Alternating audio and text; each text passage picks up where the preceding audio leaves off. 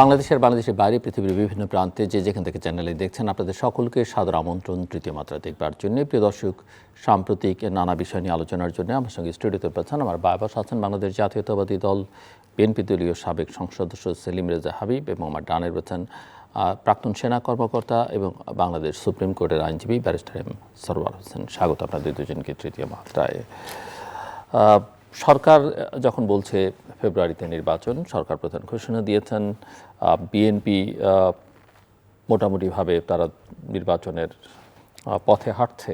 এনসিপির নেতারা বলেছেন যে ফেব্রুয়ারিতে নির্বাচন হবে না এবং সংস্কার বিচার এগুলো ছাড়া বাংলাদেশে কোনো নির্বাচন হবে না, অতীতের স্টাইলে দেশ চলবে না, এবং সবাইকে তারা অনেক ছাড় দিয়েছে, আর কোনো ছাড়ও তারা দেবে না। মিস্টার সেলিম রেজা হাবিব। ধন্যবাদ জিল্লুর ভাই।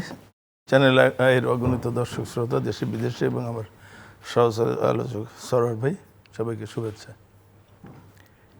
এনসিপি একটা সদ্য ভূমিষ্ঠ একটা শিশুর মতো একটি দল, যে দল তার শুরুতেই যে প্রত্যাশা নিয়ে তারা এই দল গঠন করেছিল, শুরুতেই তারা পথ হারিয়ে ফেলেছে। এই দলের শুরুতেই আমরা দেখছি যে তাদের যে উচ্চাভিলাষ, সাথে সাথে অর্থবিত্তের প্রতি যে তাদের মোহ, এবং তাদের দলের একাধিক শীর্ষ নেতা দল গঠনের সঙ্গে যারা যুক্ত ছিল তারা অনেকেই পদত্যাগ করেছে, অনেকে নিষ্ক্রিয় হয়ে গিয়েছে। এখন এই দলটি কথামালা দিয়ে মানুষেরকে বিভ্রান্ত করার চেষ্টা করছে, এবং গভর্নমেন্ট এতদিন সমস্ত ফ্যাসিস্ট বিরোধী যে শক্তিগুলো ছিল সেই শক্তিগুলোকে বিব্রত করার চেষ্টা করেছে, বিভক্ত করার চেষ্টা করেছে, এবং সেটা করেছে সরকারের ভিতরের একটি অংশের প্রচ্ছন্ন সহযোগিতা নিয়েই তারা এ কাজগুলো করেছে। এখন আমরা যেটা লক্ষ্য করছি যে সরকারকেও তারা চ্যালেঞ্জ ছুড়ে দিয়েছে যে 15ই ফেব্রুয়ারি নির্বাচন হবে না, এবং এই কথাটি বলেছে যিনি বলেছেন 15 ফেব্রুয়ারিতে তারিখ ঘোষণা হয়নি, ফেব্রুয়ারিতে নির্বাচন হবে না। না, আমি সেটাই বলছি যে আমাদের ওই যে নাসিরউদ্দিন পাটোয়ারি, আপনি লক্ষ্য করবেন কিছুদিন আগে সে একটি সবাই মানে একটি টক শোতে যে বলেছেন যে বিএনপি 300 আসনেই এনসিপি জয়লাভ করবে। তো এই ধরনের মন্তব্য যারা করতে পারে, বিএনপির মতো একটা বৃহৎ জনসমর্থন পুষ্ট একটা দলকে এত আন্ডারমাইন যারা করে, তারা কিভাবে জনগণের পালস বুঝতে পারে? আর তাদের এখন তারা ওই যে একটা গ্রামে একটা কথা ধাপকি দিয়ে বোসকা কেড়ে নেওয়ার মতো একটা ভনিতা তারা শুরু করেছে মাঠে ময়দানে, যেখানে সেখানে যে কোনো ল্যাঙ্গুয়েজ তারা ব্যবহার করছে। এবং আপনারা লক্ষ্য করবেন যে টক শোতে যে সিনিয়রদের সঙ্গে যে ভাষায় কথা বলা উচিত, একটা মানে শিষ্টাচার ভব্যতা যেটা রাখা দরকার, সেগুলো কিন্তু তারা রাখছে না। তো সুতরাং একটি দল গঠন করতে গেলে, সেই দলকে ক্ষমতায় নিতে গেলে, জনগণের সমর্থন পেতে গেলে যে ধরনের মন মানসিকতা, যে ধরনের মানে বুদ্ধিমত্তা, যে ধরনের কৌশল, যে ধরনের জনসম্পৃক্ততা বাড়ানোর জন্যে এবং নিজেদেরকে জনগণের সামনে উপস্থাপন করার জন্যে যে মেধা মনন দরকার, সেগুলো কোনোটাই কোনো নেতৃবৃন্দের মধ্যে আছে বলে আমি কেন সমস্ত দেশবাসীর কাছে এখন এটা স্পষ্ট যে তারা এত অল্প বয়সে এত ক্ষমতালোভী যদি হয়, ক্ষমতার প্রতি যদি এত লোভ তাদের হয়, এত তাড়াতাড়ি ক্ষমতায় যাওয়ার যাদের আকাঙ্ক্ষা যাদেরকে পাগল করে তুলেছে, তারা এই ধরনের মানে কথা বলবে, এটাই তো স্বাভাবিক। জনগণ এগুলো প্রত্যাশা করে না, কোনো রাজনৈতিক দল তো মোটেই না। আপনারা নিশ্চিত যে ফেব্রুয়ারি মাসে নির্বাচন হচ্ছে? আমরা যেহেতু একটা গণতান্ত্রিক দল, আমরা গণতন্ত্রে বিশ্বাস করি। দীর্ঘ 16 বছর আমরা ফ্যাসিস্টের বিরুদ্ধে আমরা ঐক্যবদ্ধভাবে আমরা আন্দোলন সংগ্রাম করেছি, এবং জনগণের সম্মিলিত প্রচেষ্টায়, ছাত্র জনতার সবার সম্মিলিত প্রচেষ্টা এবং বহু রক্তের বিনিময়ে আমরা গণতন্ত্র পুনরুদ্ধার করছি। সুতরাং সেই গণতন্ত্রের ধারা অব্যাহত রাখার জন্যে এবং মানুষের ভোটের অধিকার প্রতিষ্ঠার জন্যে আমরা যতটা সম্ভব আমরা ছাড় দেওয়ার চেষ্টা করছি। এখন এই ছাড় দেওয়াটাকে যদি কেউ দুর্বলতা মনে করে সেটা ইতিহাস একসময় প্রমাণ হবে বা একটা সময় জনগণ এটা মূল্যায়ন করবে এবং আমরাও সেটা হয়তো এক সময় আমরাও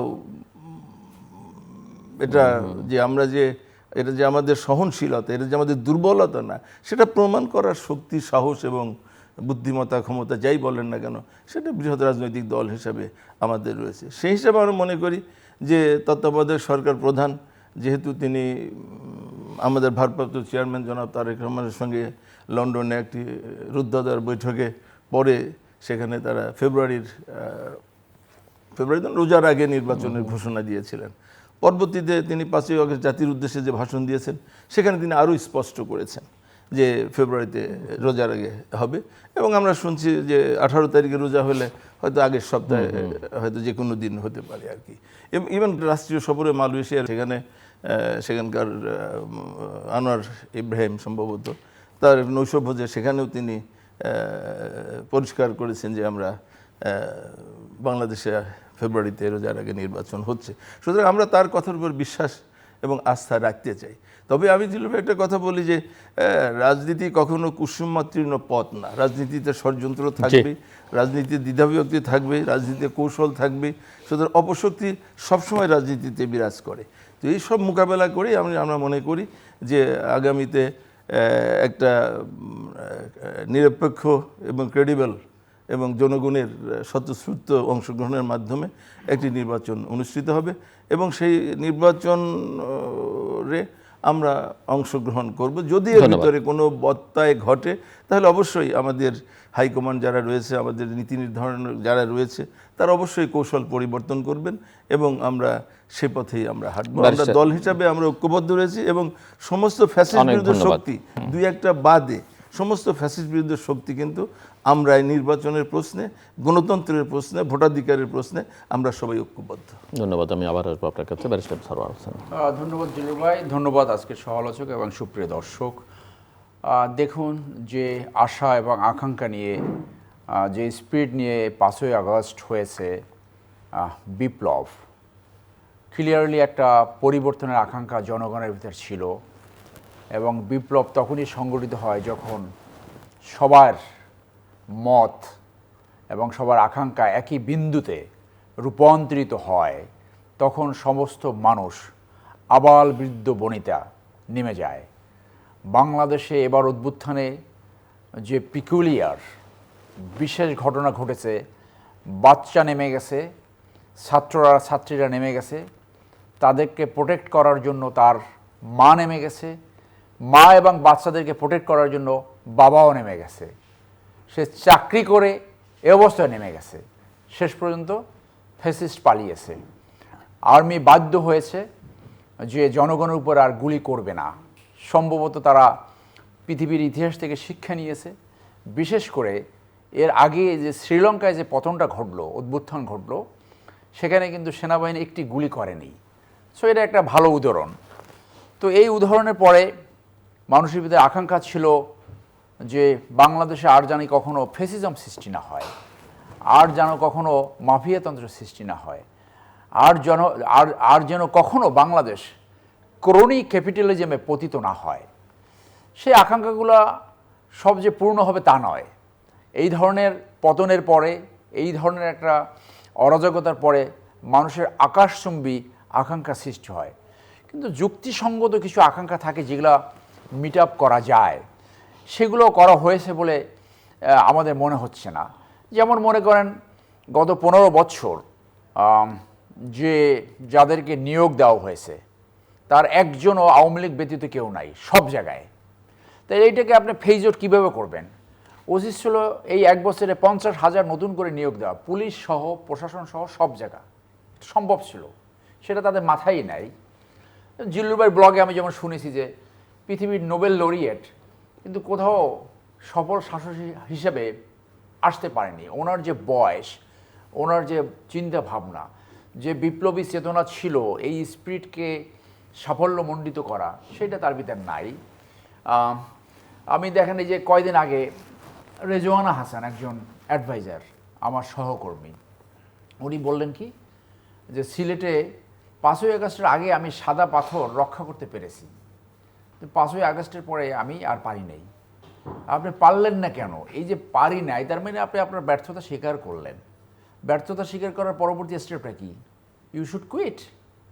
আপনার কিন্তু চলে যাওয়া উচিত, because you could not deliver. So এই পুরো অন্তর্বর্তীকালীন সরকার ডেলিভার করতে পারেনি, অর্থাৎ it is a missed opportunity. একটা সুযোগ হারিয়ে গেছে জাতি বিনির্মাণের জন্য। এখন যে দলটা গঠন করা হয়েছে এনসিপি, আমরা গত 1 বছরে দেখলাম দল নবীন, এতে কোনো সন্দেহ নাই। এদের ভিতরে এক ধরনের দাম্ভিকতা লক্ষ্য করা যাচ্ছে যে তারাই সব কিছু পারে এবং তারাই সব কিছু পারবে। এইটা হয়েছে বিশেষ করে অনভিজ্ঞতার কারণে। আমরা কিন্তু এখন পর্যন্ত দেখলাম না যে তারা কোনো ভালো মানুষ, কোনো মেধাবী মানুষ, কোনো ট্যালেন্ট হান্ট কাউকে মানে আনতেছে, মুরব্বী টাইপের। তারা তো পারতো কয়জন অ্যাম্বাসেডার আনতে, ইউনিভার্সিটি ভিসি আনতে, কিছু সেনাবাহিনী অফিসারকে করতে, তাদের দলে অন্তর্ভুক্ত করতে। সেই প্রসেসটাই দেখি নেই। বরং এরা ওই যে বলছেন যে একই ধরনের লুটপাট, মানি মেকিং এবং কীভাবে প্রেম প্রীতিতে আসক্ত হয়ে গেছে। তার মানে এইটাও যে সাফল্যমণ্ডিত দিকে যাচ্ছে, টেক অফ করেছে, মানে শুরুতেই ক্রাশ করেছে। তো সেই ক্ষেত্রে তাদের সামনে থাকতে পারে একটা ভয়াবহ ভবিষ্যৎ, যেটা আমি আরও অনেকবার বলেছি যে তাদের ভাগ্য কি সেই ফ্রিডম পার্টির মতো হবে, ফারুক রশিদের মতো হবে, না তারা সাফল্যমণ্ডিত করবে। আমার ক্ষুদ্র অভিজ্ঞতায় বলে তারা সম্ভবত বিপদে পড়তে চাচ্ছে। সেই বিপদ থেকে তারা কীভাবে পরিত্রাণ করবে, তাদের যারা মনিব আছে, তাদের পিছনে যারা আছে, তারা নিশ্চয়ই তাদেরকে বুদ্ধি পরামর্শ দিবে। পরিস্থিতি এমন দাঁড়িয়েছে যে অনিশ্চয়তা একমাত্র নিশ্চয়তা। নির্বাচন না হওয়ার অনেকগুলা উপকরণ রয়েছে। আপনি যে কাউকে জিজ্ঞেস করেন, প্রথমত সুষ্ঠু নির্বাচনের জন্য দরকার আইন শৃঙ্খলা পরিস্থিতির উন্নয়ন। ঘুষ, দুর্নীতি, অরাজকতা, রোড ট্রাফিক শৃঙ্খলা সর্বত্র একটা অরাজকতা। তো আপনি যে কাউকে একদম লেমেন জিজ্ঞেস করেন যে আমরা কি কোন অবস্থা আছি, অনেকেই বলবে যে খারাপের দিকে যাচ্ছে। এই খারাপের দিকে যে পুলিশ বাহিনীর একটা বড় অংশ পালিয়ে গেল, যারা স্বৈরতান্ত্রিকা থেকে লালন পালন প্রশ্রয় আশ্রয় দিয়েছে, তাদের মাথায় তো নির্বাচন বাহিনী ওই উপর থেকে যেটা আদেশ আসবে সেইটা করা। সো এই যে আপনার টেস্ট অ্যান্ড ট্রায়াল নির্বাচন যে হতে পারবে, সেই জন্য একটা প্রশ্ন আসছিল যে স্থানীয় সরকার নির্বাচনটা আগে হলে হয়তো একটা এরর, টেস্ট অ্যান্ড এরর, এটাকে পরীক্ষা করা যেত। বিএনপি বড় দল হিসেবে সেদিকে যাচ্ছে না। এখন তো নির্বাচনের সময়ই চলে আসছে। আমরা একটা সার্ভে দেখলাম যেখানে আগে 34% মানুষ বলছে যে কাকে ভোট দেবে, 38, তারা ডিসাইসিভ ছিল না। এখন সেই সংখ্যা 48.5 হয়ে গেছে। এই যে 10% বাইদেশে মাইন্ড চেঞ্জ করেছে, এইটা কিন্তু এই ঘটনায় যে এই চাঁদাবাজ, অরাজকতা, এইসব কারণে তারা যারা ভবিষ্যতে নেতৃত্ব দিতে চায় তাদের ভিতর সেই কমিটমেন্ট, সেই প্রমিস তারা খুঁজে পাচ্ছে না। সেই জন্য সামনের নির্বাচন অনেকে বলে ভয়াবহ আশঙ্কা হতে পারে। তারেক সাহেব নিজেও আশঙ্কা প্রকাশ করেছে যে ভয়াবহ চ্যালেঞ্জ নিশ্চয়ই রয়েছে। কিন্তু কোশ্চেনটা হলো কীভাবে এখান থেকে তারা যদি সরে যাওয়ার কৌশল কি হতে পারে। একটা কৌশল তো তারা সামনে এনেছে, ডাইরেক্ট বলেছে যে নির্বাচন হতে দেওয়া হবে না। আর একটা আছে ওই যে পিআর, এগুলো রয়েছে। এরপর নির্বাচন হলে যদি আবার সেরকম হয় যে একটা অংশ করলো না, যদি একত্র না হতে পারে এই ইস্যুতে, তাহলে তো একটা ডিভিশন হবে। এনি ডিভিশন মানে ওই স্বৈরতান্ত্রিকতার সুযোগ পাবে। সেই জন্য আমি মনে করি যে প্রত্যেকেই দায়িত্ববান আচরণ করা দরকার এবং যে সুযোগটা আসছে সেই সুযোগটা কাজে লাগানো দরকার। এবং সবচেয়ে বড় দায়িত্ব আসবে বিএনপির ঘাড়ে, বিকজ এটা এখন সবচেয়ে বড় দল এবং বিএনপির সামনে সুযোগ আসছে দলের ভিতরে জবাবদিহিতা, দলের ভিতরে দুর্নীতি নিবারণ, দলের ভিতরে গণতন্ত্র চর্চা, দলের ভিতরে খারাপ ভালোর ভিতর থেকে ভালোকে সামনে আনা, খারাপকে দূরে সরিয়ে দেওয়া। মানুষ যাতে বুঝতে পারে না গত 15 বছর চেয়ে আমরা ভালো আছি, এই রাজনীতি পরিহার করতে হবে। যে রাজনীতি করলে ক্ষমতা যদি না থাকে পালাইতে হবে, এই রাজনীতি পরিহার করতে হবে। এবং সেটা করতে হলেই গুণগত ভালো রাজনীতি করতে হবে। এবং এই দায় দায়িত্বটা এখন সমস্ত বর্তাবে বিএনপির ঘাড়ের উপরে। জি, ধন্যবাদ। মিস্টার সেলিম রেজা হাবিব, আপনি শুনছিলেন এবং আপনার প্রতিক্রিয়া, কিছু অবজারভেশন, কিছু ক্রিটিক বিএনপি সম্পর্কে ব্যারিস্টার সরওয়ার করলেন। কিন্তু এনসিপি যে সুরে কথা বলছে সেই সুরে কিন্তু এনসিপি একা বলছে না, সেই সুর জামাতের, সেই সুর ইসলামী আন্দোলনের আরও কিছু রাজনৈতিক দলের। উনি উল্লেখ করেছেন পিয়ারের কথা, পিয়ারের বাইরেও তাদের অনেক কথা আছে। উনি স্থানীয় সরকার নির্বাচনের কথা বলেছেন, তারা গণপরিষদের নির্বাচন কথা বলছে, সংবিধান সংস্কার পরিষদের কথা বলছে, এলওফোর কথা বলছেন, নানান কিছু বলছেন। সো ধরেন নির্বাচন নিয়ে আওয়ামী লীগকে তো আপনারা সবাই মাইনাস করেছেন, ভালো কথা, এবং তাকে নির্বাচনও করতে দেবেন না, সেটাও ঠিক আছে। এখন যদি নির্বাচন থেকে ধরেন এনসিপি বলে আমি নির্বাচনে যাব না, জামাত বলে আমি নির্বাচন করব না, ইসলামী আন্দোলন বলে নির্বাচন করতে দেয়া হবে না, ধরেন সরকারের ভাষায় এই হচ্ছে বড় রাজনৈতিক দল সরকার, এই চারটাই, যদিও এর সঙ্গে সবাই একমত না, তখন আসলে নির্বাচনের চেহারাটা কী হবে? আপনারা কি মনে করছেন যে আপনারা একাই নির্বাচন করবেন আর সেই নির্বাচনে সবাই ভোট কেন্দ্রে যাবে, বা প্রফেসর ইউনূসের ভাষায় বাচ্চা কাচ্চা নিয়ে যাবে, উৎসবমুখর পরিবেশে একটা নির্বাচন হবে এবং সবাই আহা বেশ বেশ বলবে? আসলে জিল্লুর ভাই, আমরা প্রথম থেকে বলে আসছি এবং এটা দায়িত্বশীল রাজনীতি, মানে এটা আপনাদের মাথায় থেকে না, অনেক সময় পচা সামুখে মানুষের পা কাটে। আমি বলছি যে দায়িত্বশীল রাজনৈতিক দলের ভূমিকাই কিন্তু বিএনপি স্টিল রয়েছে।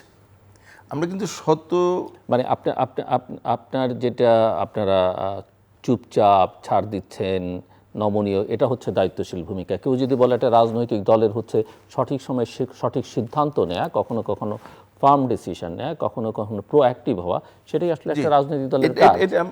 তার জবাব আমি আসছি আর কি। দেখেন, বিএনপি এবং বিএনপি নেতৃত্ব এখন পর্যন্ত আমরা যে 5ই অগাস্ট কেন্দ্রিক যে ঐক্যমত প্রতিষ্ঠিত হয়েছিল সমস্ত দল এবং সমস্ত শ্রেণী পেশার মানুষের মধ্যে, যে ঐক্যমত প্রতিষ্ঠিত, সেটাকে আমরা মানে অনার করেই আমরা বৃহৎ দল হিসাবে আমরা সর্বোচ্চ ছাড় দেওয়ার চেষ্টা করছি। আমি আগের বারই বলছি যে আমাদের এই মানে উদারতা দুর্বলতার লক্ষণ না, যে আমরা দুর্বল হয়ে আমরা এই কথা বলছি তা না। আমরা চাচ্ছি যে গত 16 বছর যে শিক্ষা আমরা নিয়েছি, এবং যদি আমরা আরও আগে যাই, যে 53-54 বছর দেশের বয়স হলো, কিন্তু আমরা যে গণতন্ত্রের জন্য 71 সালে এত মানুষ রক্ত দিল, এত আমাদের সম্পদ হানি হলো, এত কিছু হওয়ার পরেও আমরা কিন্তু সেই জায়গায় একেবারেই ধারে কাছে আমরা যেতে পারিনি। তো সেখান থেকে একটা জায়গায় আমরা এই 5ই অগাস্ট এসছি, এবং এখানে আমরা যেভাবে বলি না কেন, এটা সকল শ্রেণী পেশার মানুষের এখানে অবদান রয়েছে। হয়তো ছাত্ররা এখানে প্রথম শুরু করেছিল, তাদের সাথে আমরা সবাই সমর্থন দিয়েছি, পরবর্তী আমরা সবাই মাঠে নেমেছি এবং সব শ্রেণী পেশার মানুষ আমাদের একটা বিজয় অর্জিত হয়েছে। এখন আমরা যদি একটা লক্ষ্য করি, প্রথম থেকে যদি আমরা একটা লক্ষ্য করি, এই যে জামাতের কথা বললেন, তারা কিন্তু কখনো কোনো বিষয় নিয়ে যে আপনি যে পরিকল্পনার কথা বললেন, সেই পরিকল্পনা কিন্তু তাদের ভিতরে পরিকল্পনার কোনো ছাপ কিন্তু নাই। তারা কিন্তু এর সাথে জাতীয় পার্টির মতোই, কিন্তু কখনো সকালে এক কথা বলছে, দুপুরে একটা কথা বলছে, বিকালে আর এক কথা বলছে। তারা কোথাও কিন্তু যে একটা মানে প্রত্যেকটা মানুষেরই তো একটা পরিকল্পনা থাকে, অথবা বিশেষ করে রাজনৈতিক দলগুলোর তো একটা উদ্দেশ্য থাকে, বা একটা কিছু ভীষণকে সামনে রেখে কাজ করে। তো এখানে জামাতের ভিতরে আমরা যে জিনিসগুলো লক্ষ্য করছি, যে এরা এই জায়গাটায় একেবারেই তাদের পরিকল্পনা নেই, যখন যেটা সামনে আসছে একটা কথা বলে পাশ কাটানোর চেষ্টা করছে। এবং আমার যেটা মনে হয় ভাই, মানে 47-এর দেশ বিভাগ, 71-এর মুক্তিযুদ্ধ, 86-র স্বৈরাচার বিরুদ্ধে আন্দোলন বা নির্বাচন, 96-র তাদের ভুল, প্রত্যেকটা জায়গায় কিন্তু তারা ভুলই করেছে, কোথাও কিন্তু তারা সঠিক সিদ্ধান্ত নিতে পারেনি। এবং 96 ভুলের কারণে জামাতের সমস্ত প্রথম সারির নেতারা ফাঁসির কাস্টে ঝুলেছে, তাদের ভুল সিদ্ধান্তর কারণে। সেখান থেকেও তাদের শিক্ষা হয়নি। তবে আমি একটা কথা বলি, যে জামাত যতটা না রাজনৈতিক দল, এটা রাজনীতির চাইতে তারা একটা ব্যবসা সফল রাজনৈতিক দল। আমরা দেখেন বাংলাদেশে বা পৃথিবীতে অনেক দল আছে, কিন্তু কোনো দলের এইরকম মানে ইনকাম জেনারেটিং সব প্রজেক্ট আছে এরকম কিন্তু নাই। তো এইখানে কিন্তু জামাত খুব সফল। তারা যতগুলো ব্যবসা প্রতিষ্ঠান করছে, ব্যাংক করেছে, বিমা করেছে, হাসপাতাল করেছে, অনেক কিছু করেছে। খারাপ কি যদি না খারাপ মানে এই জায়গাটা তারা সফল। চাঁদাবাজি দখলদারির চেয়ে সেটা ভালো না? এখন চাঁদাবাজি দখলদার কি তাদের মধ্যে, ব্যারিস্টার সরোয়ার বলছিলেন চাঁদাবাজি দখলদার কি তাদের মধ্যে কম আছে? তাদের ভিতরে অনেক আছে। এগুলো তো আমরা দেখি। আজকেও ফেসবুকে একটা সোশ্যাল মিডিয়া আমি দেখলাম যে আমাদের এক নেতা একটা অফিসে ঢুকে তাকে মারধর করে চেয়ারের থেকে নামা, সে চেয়ারে বসে পড়ছে। তো এরকম ঘটনা অনেক রয়েছে। সুতরাং আমি বলবো যে এটা মতপার্থক্য আমাদের থাকবে না তা না। তাহলে আমাদের এই যেটা আমি বলি যে এই যে কটা কমিশন গঠন করেছে, দেখেন আমি বলি, দুর্নীতি কমিশনের 47টা সংস্কার প্রস্তাব ছিল, 46টা বিএনপি একমত পোষণ করেছে। জনপ্রশাসন সংস্কার কমিশন 208টার মধ্যে 187টা একমত পোষণ করেছে। বিচার বিভাগ সংস্কার কমিশন 89টার মধ্যে 62টা একমত পোষণ করেছে বিএনপি। পুলিশ সংস্কার কমিশনে 108টার মধ্যে 108টাই একমত হয়েছে। আর সংবিধান সংস্কার 131টার মধ্যে 115টাতে বিএনপি একমত পোষণ করেছে। এখন সবগুলো কমিশনের মধ্যে 20টা নিয়ে এখন আলোচনা মানে তুঙ্গে চলছে আর কি। এর মধ্যে 20টার মধ্যে কিন্তু 11টাতে বিএনপি ছাড় দিয়েছে। যেগুলো বিএনপির ম্যানিফেস্টো বলি বা গঠনতন্ত্র বলি এগুলোর মধ্যে নাই, সেগুলোর ব্যাপারেও কিন্তু বিএনপি এই সবাইকে নিয়ে একটা সুন্দর নির্বাচন এবং আগামীতে একটা গণতান্ত্রিক বাংলাদেশ গড়ার জন্য কিন্তু বিএনপি এখানে যতটা ছাড় দেওয়া দরকার দিয়েছে। এখন তৃতীয় ধাপের যে আলোচনা শুরু হয়েছে, আমাদের অ্যাক্টিং চেয়ারম্যান স্থায়ী কমিটির বৈঠকে উনি নির্দেশ দিয়েছেন যে 9টা নিয়ে চলছে, এখান থেকে যতটা ছাড় দেওয়া যায়, গণতন্ত্রের স্বার্থে সবাইকে ঐক্যমতে রাখার স্বার্থে যতটা ছাড় দেওয়া যায় ততটা ছাড় দেওয়ার জন্য কিন্তু বিএনপি। আচ্ছা, হাইপোথেটিক্যালি বিএনপি কি মানে ছাড় দেওয়া তো মনে হচ্ছে রেকর্ড করতে যাচ্ছে, এরকম ছাড় দেওয়ারও একটা সম্ভাবনা আছে কিনা যে ধরেন 300 আসনের মধ্যে জামাতকে 50টা, এনসিপিকে 25টা, ইসলামী আন্দোলন 15টা, অন্যান্য দলকে আরো 50টা দিয়ে একটা, না এখানে তো বিএনপি ছাড় দেওয়ার বিষয়গুলো নাই এখানে। সেটা তো এখন আমি একটা দেশের স্বার্থে, শান্তি স্থিতিশীলতার স্বার্থে, শান্তি ওই কথাটা বারবার আমরা বলার চেষ্টা করছি বা এখনো বলছি যে উদারতা দুর্বলতার লক্ষণ না। এখন আমরা ছাড় দিচ্ছি এটা গণতন্ত্রের স্বার্থে। সরোয়ার স্ট্র্যাটেজিস্ট আর্মিতে ছিলেন, উনি ভালো বলতে পারবেন এই বিষয়ে। না আমি একটু শেষ করে নেই ভাই, যে বিষয়টা আমরা বলতে চাই যে দেখেন সবসময় বিএনপি কিন্তু মিডিয়া ট্রায়ালের মধ্যে পড়ে। বিএনপির এই যে এত ছাড় দেওয়ার কথা বলছেন, তারপরেও কিন্তু বিএনপি নিয়ে যত সমালোচনা যে বিএনপি ছাড় দিচ্ছে না, বিএনপির কারণে এটা হচ্ছে না, ওটা হচ্ছে না, এই কথাগুলো কিন্তু আসছে।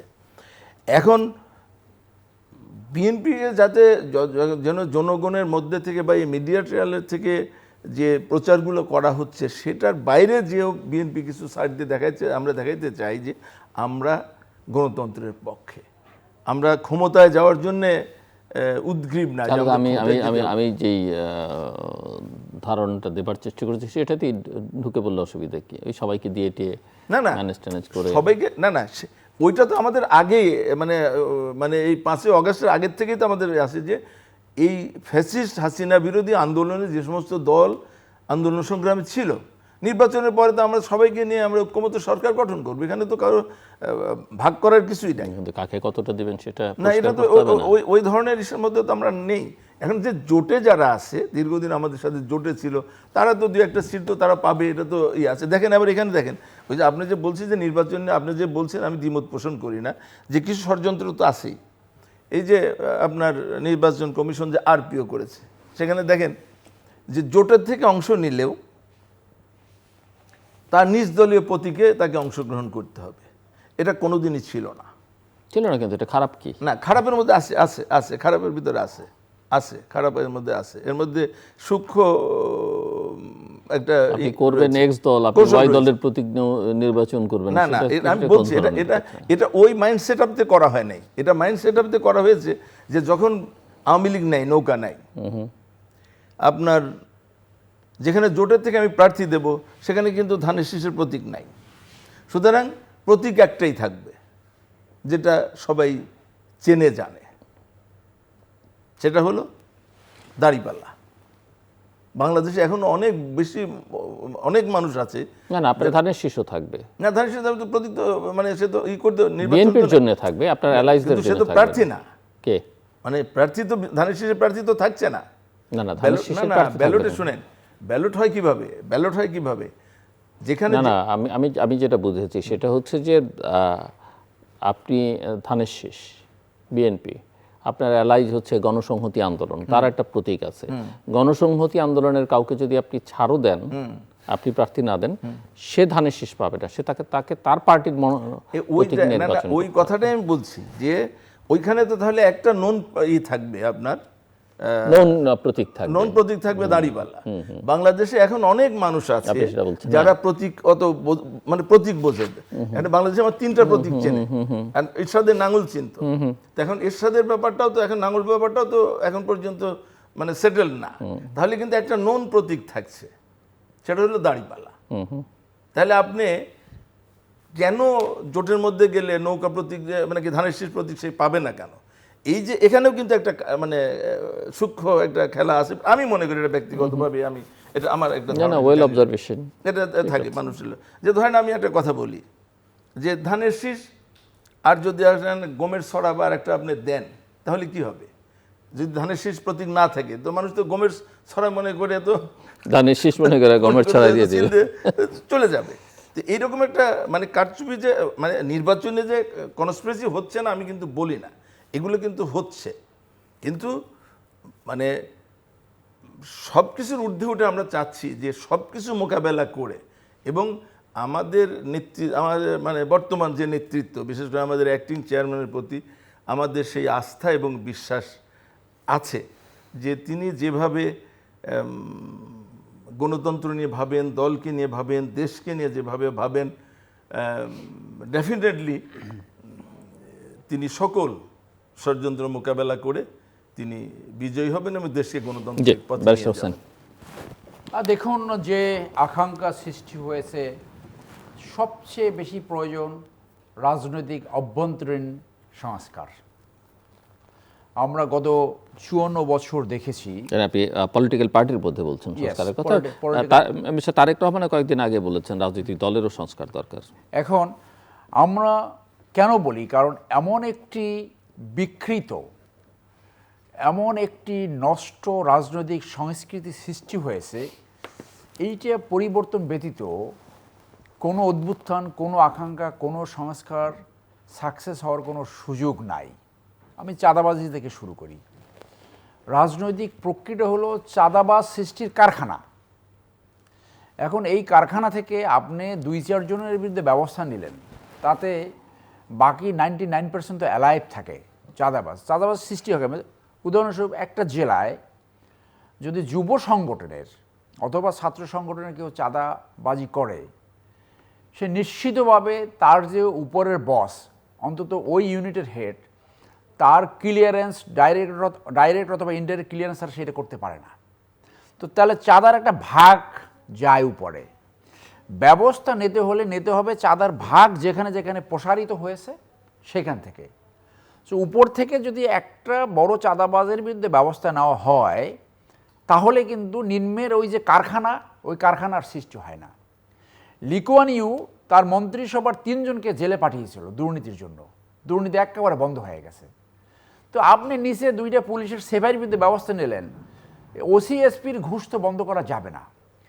এই রাজনৈতিক সংস্কৃতির আরেকটাই হলো যে এই চাঁদাবাজ সংস্কৃতি থেকে একটা লুটেরা তন্ত্র সৃষ্টি হয়েছে এবং মানুষের ধারণা সৃষ্টি হয়েছে এই বড় প্রজেক্ট এবং লুটের একটা বড় অংশ যারা টপ নীতি নির্ধারক তাদের কাছে যায়, মানুষের ধারণা। না হলে এটা বন্ধ হয় না কেন? বাংলাদেশে এমন নেতৃত্ব আছে, ইটালি একটা মাফিয়া রাষ্ট্র ছিল, তারা কিভাবে সুশাসন ন্যায় বিচারে আসছে। সৌদি আরব একটা বর্বর কান্ট্রি ছিল, তারা কিভাবে সেখান থেকে অন্তত দিনে রাত্রে যদি দরজা খুলে রাখে তারপরে সেখানে চুরি হয় না কিভাবে?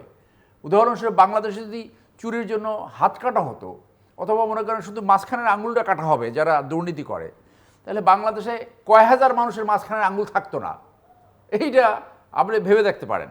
এখন এই লুটেরাতন্ত্রের আর একটা পরিপূরক হয়েছে পরিবারতান্ত্রিক ধনতন্ত্র, যেটাকে আমরা বলি ক্রনিক ক্যাপিটালিজম। এই ক্রনিক ক্যাপিটালিজমের জন্য এবং লুটেরাতন্ত্রের জন্য এমন একটা কালচার সৃষ্টি হয়েছে যে যেই মুহূর্তে দেখবে পতন হয় একদম সাকসেসফুলি সব পালাই যেতে পারে। এই একটা পরিবারে সব পালাই গেছে, একজনও নাই। নারায়ণগঞ্জের একটা নেতা আছে, সে বোধহয় যে এক্সপার্টেরও এক্সপার্ট, যেই মুহূর্তে দেখে যে এই ক্ষমতা যাবে এই পালাই যায়। আর যেই মুহূর্তে দেখবে যে ক্ষমতা আসছে, এই আবার একদম সমস্ত বাংলাদেশে চলে আসে, আইসা ওই পুরো সময়টা লুটপাট করে। পুরো সময়টা সে নিয়োগ করে কিভাবে জনগণের সম্পত্তি চুরি করা যাবে, ডাকাতি করা যাবে, মানি লন্ডারিং করা যাবে। এইটা সব দলেই কম বেশি আছে। ক্ষমতায় থাকতে লুটপাট করবে, আর ক্ষমতা যদি না থাকে পালাই যে আরামায়েশ মোলায়েম এগুলো করবে। এইটাকে পরিবর্তন করতে হবে, ওই রাজনীতি করতে হবে। ক্ষমতা আজকে থাকবে, কালকে থাকবে না। ক্ষমতা আসা যাওয়া একটা চলমান প্রক্রিয়া, একটা গণতান্ত্রিক প্রক্রিয়া, একটা কনস্টিটিউশনাল এটা একটা রীতিনীতি। সো ওইখানে যদি রিফর্মস করা যায় তাহলে এই যে অভ্যুত্থান এবং আমরা যে বিপ্লব বলি সেইটা কিন্তু আসলে সাকসেসফুল হবে। এখন আমি ছোটো দুটো ইস্যু আনি। আপনি দেখেন যে আমরা দেখলাম যে আরপিও চেঞ্জের একটা ইস্যু সামনে আসছে। এরা না এই ইসিতে যারা যায় এর অনেকের কোনো ভিশন নাই, মানে ইতিহাস জ্ঞানও নাই, দূরদৃষ্টিতেও নাই। আপনি না ভোট আনছেন, ফাইন, তো না ভোট ইজ এ রাইট, যে আমার কোনো প্রার্থী যদি পছন্দ না হয় I should have a right to give a negative vote, fine. কিন্তু পৃথিবীর উন্নত গণতন্ত্রে তো 51%-এর বেশি যদি ভোট না পায় তাহলে দ্বিতীয়বার ক্লোজ কন্টেস্টিং টপ 2 কন্টেস্টিং দলের ভিতরে আবার সেকেন্ড রাউন্ড নির্বাচন হবে। আজকে তো সেইটা আনা উচিত ছিল। আপনি 1% ভোটের বিধান থাকবে কেন? সংসদ সদস্য নির্বাচন করতে পারবে, qualification and disqualification article 66 of the constitution আছে। সো প্রথম মনে নেবেন যে একটা স্বৈরতান্ত্রিকতা মন মানসিকতা নিয়ে গণতন্ত্রকে আপনি লিমিট করে দিলেন কি, রাজনৈতিক দলের নমিনেশন নিলে তার লাগবে না, কিন্তু কেউ যদি সংসদ নির্বাচন করে, এখন আপনার মতো যোগ্য আপনি ইন্ডিপেন্ডেন্ট, আপনি যদি যোগ্য প্রার্থী হন, আপনাকে কোনো কারণে নমিনেশন বাণিজ্য হলো অথবা আপনি পেনিট্রেট করতে পারলেন না, এখন আপনার আর যাওয়ার জায়গা নেই, আপনার সেলিব্রেটি করা ছাড়া আর কোনো উপায় থাকবে না। সো যোগ্য প্রার্থীকে সামনে আনতে হলে এই বিধানটা তো সবার আগে তাদের রহিত করা উচিত ছিল, সবার আগে এটা রহিত করা ছিল, সেটা করে না কেন? এবং direct ultra virus to the constitution. Voting right আমি এক্সারসাইজ করি গোপন কক্ষে, আমি কেন আগে এক্সপোজ হব? এটা তো আমার নিরাপত্তার সাথে জড়িত। কন্ট্রাডিকশন, পলিটিক্যাল পার্টি হলে তার লাগবে না, আবার আপনি অর্থাৎ ভালো মানুষকে, এমন মানুষ থাকতে পারে যে নেগেটিভ ভোট যে কারণে আপনার করেছেন, একই যুক্তিতে থাকতে পারে যে এমন মানুষের কোনো রাজনৈতিক সম্পৃক্ততা জড়িত হবে না কিন্তু সে নির্বাচন করতে চায়। আপনি তো সেই সুযোগ গণতন্ত্রে বাড়িত করতে পারবেন না। ওনারা কি আনছে, সমস্ত একটা সিটের নির্বাচন বাতিল করতে হবে, এগুলো তো আগেই ছিল। তাই এটা লেখাপড়া করে না, কোনো ওপিনিয়ন নেয় না, কোনো ভিশন নাই, তাদের সবার আগে সংশোধন করা হচ্ছিল এই 1% ভোটার যেটা, এই কালো আইনটা ইমিডিয়েটলি বাতিল করা। আমি আজকে এই প্রোগ্রামের মাধ্যমে বলবো আপনারা নতুন করে অ্যামেন্ডমেন্ট করেন, সেইটাকে অ্যামেন্ডমেন্ট করা, এটা সত্যিকারে অবারিত গণতান্ত্রিক প্রক্রিয়া মানুষের সামনে শুরু করেন। হাইকোর্টে জাস্টিস নিয়োগের একটা আইন করার দাবি ছিল সবার অনেক দিনের, স্পেশালি যারা ল প্রফেশন আছে, এই দাবিটা করলো। আমরা এখন দেখলাম আমাদের বন্ধুরা বিএনপির, তারা এই আইন বাতিলের জন্য আন্দোলন করছে সুপ্রিম কোর্টে। কেন? তার হয়তো পছন্দের কোনো লোককে ঢুকাতে পারছেন না। দেখেন ব্যাকওয়ার্ডনেসটা যায় কোত্থেকে, যেখানে আইনের যদি কোনো ব্যত্যয় থাকে ততটুকু আপনি সংশোধন করবেন। কোন আইনে আছে যে রাজনৈতিক দল সুপারিশ করবে জজ নিয়োগে? ওইটাই জুডিশিয়ারি ধ্বংসের মেইন কারণ। সো আপনি যদি সুপারিশ করতে চান তাহলে আইন করেন, আইন নাই। এবং সেই জন্য বরং এই আইনটির ভিতরে একটা ক্লজ ঢুকানো দরকার, কোনো রাজনৈতিক দল যদি কাউকে সুপারিশ করে ওইটা প্রথমেই ডিসকোয়ালিফাইড হবে। পৃথিবীর অনেক দেশে এই আইন রয়েছে। সো এই অনেক সময় ডমিনেন্ট পজিশন প্রোগ্রেসে চেয়ে ব্যাকওয়ার্ডনেসে বেশি যায়, সেই দিকে যদি না যায় সেই জন্য টপ নেতৃত্বের সেইখানে দৃষ্টি রাখতে হবে। শুধু পপুলারিটি দুইটা মানে দাঙ্গাবাজ, কার কত মিছিলে কয়টা লোক আসে, that's not the only consideration. The consideration হচ্ছে কোয়ালিটি, সততা এবং যোগ্যতা। আপনি পৃথিবীর অনেক দেশ ঘুরছেন, দেখেন এইরকম নেস্টি শহর পৃথিবীতে কোথাও দেখছেন? ব্যানার, ফেস্টুনিয়া। নির্বাচন কমিশনের উচিত ছিল এইগুলো যারা টানায় তাদেরকে দিয়ে কিভাবে পরিষ্কার করে, এই এনফোর্সমেন্টটা দরকার ছিল। এবং এইটা যদি তারা করতে পারে, একই মঞ্চে বসে নির্বাচন কমিশন আয়োজন করবে মতবিনিময় সভা, সমস্ত প্রার্থী 2 মিনিট বা 3 মিনিট ধরে কথা বলবে, SMS এর মাধ্যমে তারা ক্যাম্পেইন করবে। এত পোস্টার ফেস্টুনিতে দরকার নাই। আর একটা বোর্ড থাকবে, সেই বোর্ডে তাদের থাকবে, তাহলে সত্যিকার একটা পজিটিভ চিন্তা ভাবনা হতো। তো সেই জন্য মনে করি যে পুরো জাতি কেমন যেন ডার্কনেসে যাচ্ছে। রাষ্ট্র একটা ডিসফাংশনাল স্টেটে চলছে, ডিসফাংশনাল স্টেট। এই ডিসফাংশনাল স্টেট থেকে ব্যর্থতার দিকে যাবে না এটা উন্নতির দিকে যাবে, সেইটা ডিপেন্ড করবে ভবিষ্যৎ যে সরকার গঠন করবে যারা, যদি নির্বাচন হয় আবারও বলি তাদের উপর। এবং সেই চ্যালেঞ্জটা আবারও বলবো একটা বড় ধরনের চ্যালেঞ্জ কি হতো, এই জাতীয়তাবাদী দলের উপরে আসবে। জি, মিস্টার সালিম রেজা হাবিব। দেখেন, দলের ভিতরে সংস্কারের কথা বলেছেন। আমরা দলের ভিতরে আমাদের অ্যাক্টিং চেয়ারম্যান নিজেও বলেছে যে রাজনৈতিক দলগুলোর ভিতরে সংস্কার প্রয়োজন। তা আপনি আমাদের এই তৃতীয় বিশ্বের দেশগুলোতে আপনি যা কিছু করতে যান না কেন, আপনার সেই করার সুযোগ থাকতে হবে। সেটা নট লাইক দ্যাট যে সরকারি দলে আপনাকে থাকতে হবে, তা না। যদি বিরোধী দলের সেই এক্সেসটা থাকে, সুযোগটা থাকে, তাহলে তারাও কিন্তু করতে পারে। কিন্তু বাংলাদেশ পার্সপেক্টিভে এখন যে অবস্থা দাঁড়িয়েছে, এখানে তো 5 তারিখে আগে তো কারো কথা বলার কোনো সুযোগই ছিল না। একমাত্র দল, তারা দেশটাকে লিজ নিয়েছিল, তাদের পৈতৃক সম্পত্তি হিসাবে তারা দলটাকে ব্যবহার করেছে। আপনি বললেন যে পরিবার সহ পালিয়েছে।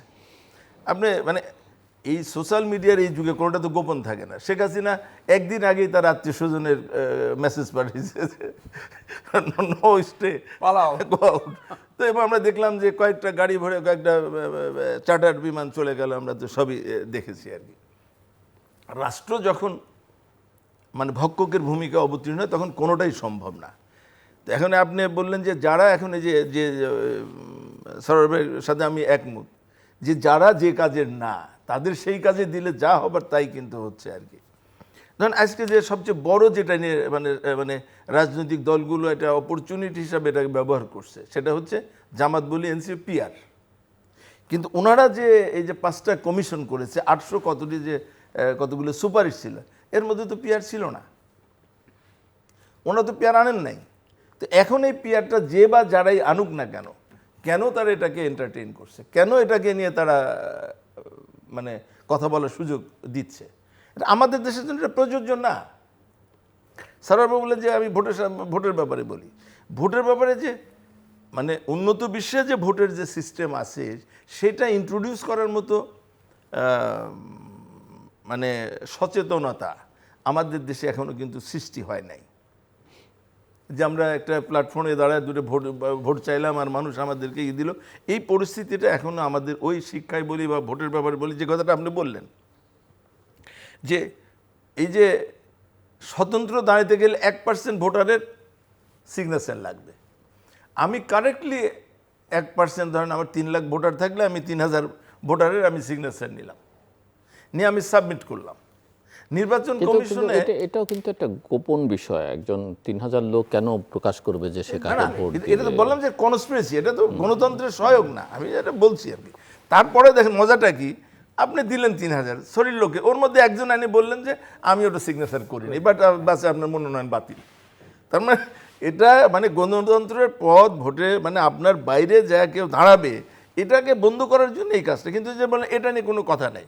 আমাদের নির্বাচন কমিশন বলি, এই যে যারা সংস্কার কমিশনে রয়েছে, বাংলাদেশ প্রতিদিনে একটা সার্ভে রিপোর্ট বেরিয়েছে, সুজন সম্পাদক ওনারা যে মানে যে চিন্তা ভাবনা করেন আর কি, জরিপে একেবারে ঠিক ওইটারই প্রতিফলন একেবারে 100% আছে।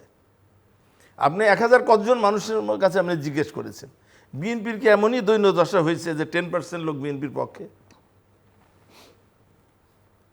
এবং প্রত্যেকটা বিষয়ে যেগুলো তারা এখানে হাইলাইট করার চেষ্টা করছে, যারা এগুলো ইমপ্লিমেন্ট করার চেষ্টা করছে, সেইগুলোর পক্ষে 90%, 85% লোক সেইগুলোর পক্ষে ভোট দিয়েছে। এই যে আমি বলছি যে আপনি একটা জায়গায় বসছেন একটা নিরপেক্ষভাবে, দেশের স্বার্থে, গণতন্ত্রের স্বার্থে, ভোটের স্বার্থে, বাক স্বাধীনতার স্বার্থে, যেটা করলে সবাই খুশি হবে, যেটা করলে দেশে শান্তি ফিরে আসবে, গণতন্ত্র ফিরে আসবে, ভোটের অধিকার ফিরে আসবে, সেটাই তো আপনি করবেন। আপনি নিজের, আমি তো একটা কিছু ওন করি, তো সেটাকে আমি চাপিয়ে দেবো আপনাদের এখানে দুজনের উপরে, যে আমি চাপিয়ে দিতে পারি? সেটা তো পারি না। যেমন ভাই এখানে দায়িত্ব পালন করেন, তিনি তার এটাগুলিকে আমাদের উপর চাপিয়ে দেন? এটা তো দেন না। আর উনি যদি দেবেন সেখানে তো উনি বিতর্কিত হবেন, তাহলে টকশোতে কেউ আসবে না। যে আমি যদি কথা বলার সুযোগ না পাই, আমাকে যদি অন্য কিছু বলানো হয় তাহলে আমি সেটা করবো না। তো এখন যে বিএনপি বলি আর মানে অন্য বিরোধী দল বলি, সরকারের ভিতরে বা আমলাদের ভিতরে বা এই যে নির্বাচন কমিশনার যারা রয়েছে তাদের ভিতরে এক ধরনের, আমরা যেটা পারদর্শী না, আমরা সেখানে বসছি এবং রীতিমতো বিশেষজ্ঞর মতো আমরা কথা বলছি। আমরা নিচে মানে যার যে কাজ সেই কাজটা কিন্তু হচ্ছে না। আলিরাজ সাহেব উনি বিজ্ঞ লোক, উনি অনেক শিক্ষিত লোক, উনি অনেক কিছু জানেন, বাট এই সোহেলের সাথে তো তার দীর্ঘদিন একটা গ্যাপ রয়েছে। এখানকার বাকি মানুষ রাজনীতি সম্বন্ধে তার তো একটা বিশাল একটা গ্যাপ রয়েছে। তো সেইভাবে উনি তো ওই পাশ্চাত্য বাংলাদেশ নিয়ে তো উনি অনেক দীর্ঘদিন ধরে লেখালেখি করছেন, আসা যাওয়ার মধ্যে ছিলেন। না, যত লেখালেখি করুক আর যাই করুক না জানলে তো লেখালেখি করা যায় না, যতটুকু আমি বলছি যে সেটার সাথে আমি দ্বিমত পোষণ করছি না, কিন্তু কিছুটা গ্যাপ তো রয়েছে। উনি পাশ্চাত্য ধাঁচের চিন্তা এখানে ইমপ্লিমেন্ট করতে গেলে সেটা বাস্তবায়ন হবে না। আর আমি প্রথমেই বলছি যে আপনি যে যাই করেন না কেন, আমরা কেয়ারটেকারের ওই যে মানে যে যারা এখন ইন্টারিম গভর্নমেন্টে রয়েছেন, এরা সবাই দুই তিনজন ছাড়া সবাই তো একেবারেই মানে এদের ফিজিক্যালিও তারা বেশি না, আবার অন্যভাবে তারা খুব না। এই যে যার কথা আপনি বললেন যে ওই যে সিলেটে সাদা পাথর হয়ে গেল, তো আমার কাছে মনে হয় যে মানে এই ক্যাবিনেটে যে 3-4 জনের মধ্যে ওয়ান অফ দেম উনি, ওনার বডি ল্যাঙ্গুয়েজ, ওনার সমস্ত জায়গায় ফেস করার যেটাই দিক, তার মধ্যে উনি একজন।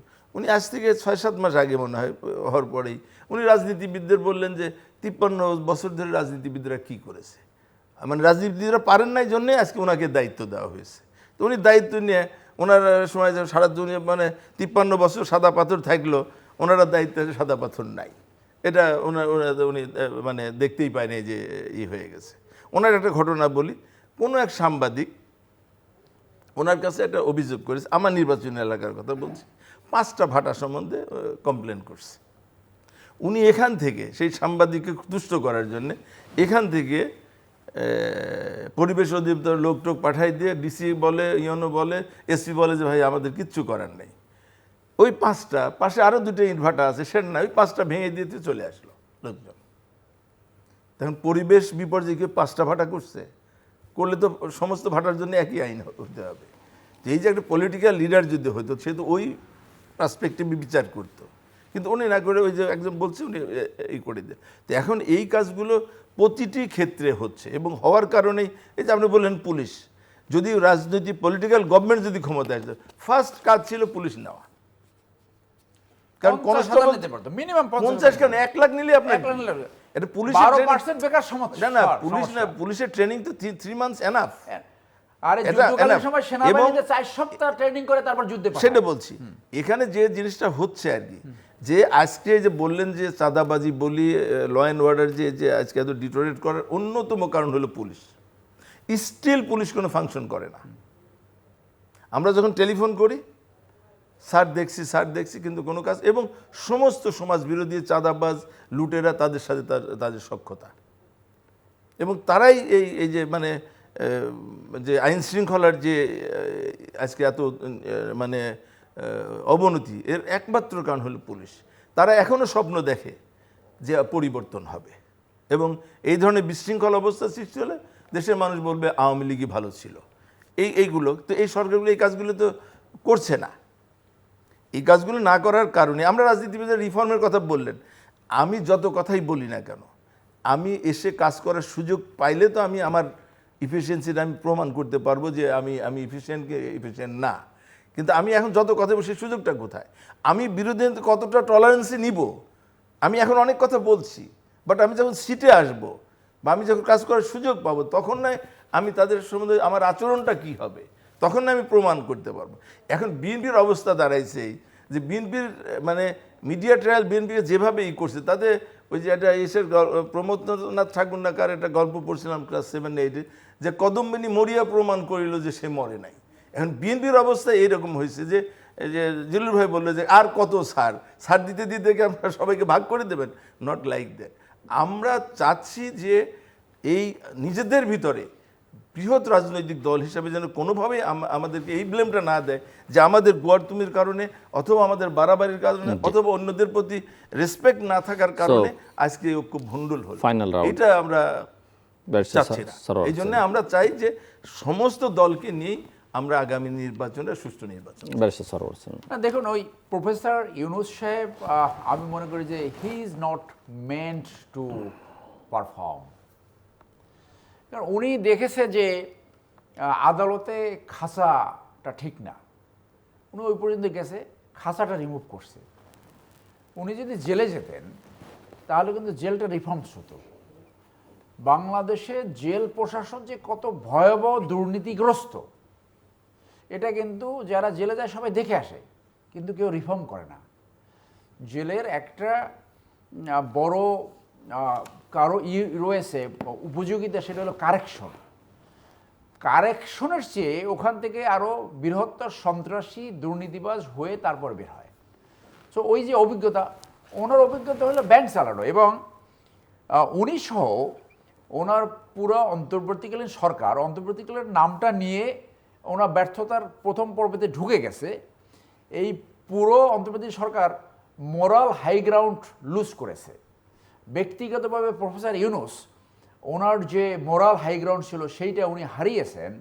উনি ব্যাংকের লাইসেন্স নিয়ে 600 কোটি টাকা ওনার পজিশন ব্যবহার করে দ্রুত আইনি নিষ্পত্তি করে, এইখানে নেলসন ম্যান্ডেলা একটা উদাহরণ দেওয়া যায়। নেলসন ম্যান্ডেলা যখন ক্ষমতা আসে তখনও তার নামে ডজনস অফ কেস ছিল। সেই কেসগুলো উনি বলেছে যে একজন সাধারণ নাগরিকের যেভাবে নিষ্পত্তি হয় সেইভাবে নিষ্পত্তি হবে। একটা ওনার পজিশন ব্যবহার করে কোনো একটি মামলা নিষ্পত্তি করতে উনি দেননি। উনি নোবেল লরিয়েট, উনি তো এইসব উদাহরণ জানার কথা। তো উনি এসে আদম ব্যবসার একটা লাইসেন্স কেন নিলেন? উনি ইউনিভার্সিটি লাইসেন্স কেন নিলেন? এইটা কি এখন না নিলে হতো না? তাহলে আমরা যাদেরকে সমালোচনা করি, পরিবারতন্ত্র অথবা এই যে দুই বোন, টু সিস্টার্স, সেই একই ধাঁচে চলে আসলো না? তো এই মোরাল গ্রাউন্ডটা তো উনি না হারালে পারতো। ওনাকে বুদ্ধিটা কারা দিল? তো এইটা তো উনি এখন ফেরত দেওয়া উচিত, এটা যে আমি এখন নিব না, পরবর্তীতে নির্বাচিত সরকার আসুক তখন আপনি নেন। আপনি প্রেসিডেন্ট হন বা থাকেন বা না থাকেন সেটা তো অন্য ব্যাপার। সো ওই যে অভিজ্ঞতার ধারণা, কারণ পলিটিক্যাল প্রসেস এমন একটা জিনিস যে প্রতিটি ধাপ যদি না দেখে তখন অভিজ্ঞতার ঘাটতি থাকে, এবং সেইখানে যদি চরিত্রবান মানুষ থাকে সে একজন ভালো নেতা হয়। আর যদি দুশ্চরিত্র থাকে সে মারাত্মক, সে মানে লুটেরাতন্ত্রে পরিণত হয়। তো কদম্বিনী মরিয়া এই কথাটা একেবারে কিন্তু উড়িয়ে দেওয়া যাবে না। ঘটনা যে একেবারে ঘটছে না হাবিব ভাই তা না। আপনি এখন আমাদের দলের এই ডায়লগ মানুষ গ্রহণ করে না যে ব্যক্তির দায় দল নেবে না। ব্যক্তির দায় দলকে অবশ্যই নিতে হবে, ওই সংস্কৃতি পরিবর্তন। কারণ সে যখন অপকর্মটা করে তখন কিন্তু দলের পদ ব্যবহার করে। আপনি হঠাৎ করে এসালম গ্রুপ কে গ্রহণ করলো, মেঘনা গ্রুপ কে গ্রহণ করলো, আপনার এই সামিট গ্রুপ কারা দায়িত্ব নিল? তার মানে কি তারা আগে থেকে একটা কোলিউশন ছিল তাদের ভিতরে? তো এটার দায় দায়িত্ব কোথায়? তাদের যে অর্থনীতি, ব্যাংক লুট, সমাজ ধ্বংস, মানি লন্ডারিং, সেইটা লায়াবিলিটি নির্ধারণ করার আগে আপনি প্রোটেকশন নেমে গেলেন কেন? তাহলে 3 ধরনের মানুষকে যে শাস্তি দেওয়ার কথা বলা হয়েছিল, স্বৈরাচারী দোসর এবং স্বৈরাচার কর্তৃক ডাইরেক্ট এবং ইনডাইরেক্ট বেনিফিশিয়ারি, তাহলে যারা এই গ্রুপগুলো এখন নার্সার এবং প্রোটেক্ট করছে তারা তো স্বৈরাচারীর লালনকারী, ইনডাইরেক্ট এবং ডাইরেক্ট বেনিফিশিয়ারি, তাদেরও তো শাস্তি দেওয়া আসার কথা। তো সেই জন্য আমি মহাসচিবের ওই কথাটা বলি যে উনি কিন্তু 5ই আগস্টের 1 মাসের মাথায় এই কথাটা বলেছিলেন দিনাজপুরে। আই ক্লিয়ারলি রিমেম্বার যে আওয়ামী লীগ টাইপের একটা রাজনীতি ইনএভিটেবলি আওয়ামী লীগের মতো একটা পরিণতি কিন্তু নিয়ে আসবে। জি, এবং শেষ করতে একটা দলে যত বেশি চরিত্রবান লোক থাকবে সেই দল তত ভালো করবে। টপ নেতৃত্বের দায়িত্ব হলো দুশ্চরিত্র, দুর্নীতিবাজ, লুটেরাতন্ত্র এদেরকে সরিয়ে ভালো মানুষকে সামনে আনা। আর একটা বড় আশঙ্কার কথা বলি জিলুর ভাই, একটু শেষ করতে হবে, আমার সত্যি করে মানে ইট প্রিক্স মাই হার্ট, কোনো দুর্নীতির বিচার হচ্ছে না। সাধারণত দুর্নীতি দমনের বিপক্ষে যারা ক্ষমতাসীন থাকে তারা ভয়ে থাকে। বাংলাদেশে প্রথম অনিলের পরে প্রসিডিউরাল মিস্টেক দেখায়া সাবস্ট্যান্টিভ দুর্নীতির মামলা খালাস করে দিছে। এই 5ই আগস্টের পর থেকে এইটা এখন আবার হয়েছে। প্রসিডিউরাল মিস্টেক কি? নোটিশ ঠিক মতো সার্ভ হয় নাই, হয় নাই। আইনে আছে যদি প্রিজুডাইস না হয়, অবিচার হওয়ার যদি কোনো কারণ না থাকে, তাহলে procedural mistake to be dispensed with. যদি আইনে না থাকে আপনি কোর্ট ল দিয়ে, কোর্টের জাজমেন্ট দিয়ে সেটাকে রিমেডি করবেন। কিন্তু এখন আবার জি। যারা সাবস্ট্যান্টিভ দুর্নীতি করেছে তারা এই প্রসিডিউরাল এই ক্লজ ব্যবহার করে সব মুক্তি পাচ্ছে। কোনো দিনও দুর্নীতি বাংলাদেশে বন্ধ করা যাবে না এই জুডিশিয়ারি নিয়ে। ধন্যবাদ। মিস্টার সেলিম রেজা হাবিব, খুব ছোট যে- করে। বিগত স্বৈরাচারী সরকারের সবচেয়ে বড় বাহন ছিল হলো বিচার বিভাগ। সুতরাং এই বিচার বিভাগে তারাই কিন্তু বসে আছে একেবারে সর্বনিম্ন থেকে। এবং আমি আপনি তো প্র্যাকটিস করেন, আমি নন প্র্যাকটিশনার, আমি লয়ার, বাট আমি প্র্যাকটিস করি না। কিন্তু আমি যেটুকু বুঝি আর কি, সেটুকু যে আমরা যে বিচার বিভাগকে স্বাধীন করে দিতে চাচ্ছি, এতে যে কত বড় ডিজাস্টার হবে এটা যখন তারা এই ফ্রিডমটা পাবে। আপনি একটা ম্যাজিস্ট্রেট, সে কিন্তু সাধারণ মানুষের সাথে তার সম্পৃক্ত থাকে, তারপরে একটা সার্টেন টাইমে যা সে কিন্তু বিচারের চেয়ারে বসে। তো তার বিচার আর একজন একেবারে আননোন, আমি একবার সদ্য পাস করে যে আমি চেয়ারে বসলাম, এই দুটোর মধ্যে অনেক পার্থক্য। ধরেন এই যে 5 তারিখের পরে আপনার স্বাধীনতার নামে টপ টেররিস্ট যারা, তাদেরকে কিন্তু আমরা জামিন দিয়ে দিয়েছি। তো এই মানসিকতার লোকদের যদি আপনি স্বাধীনতা দেন, তাহলে বিচার বিভাগ কি হবে?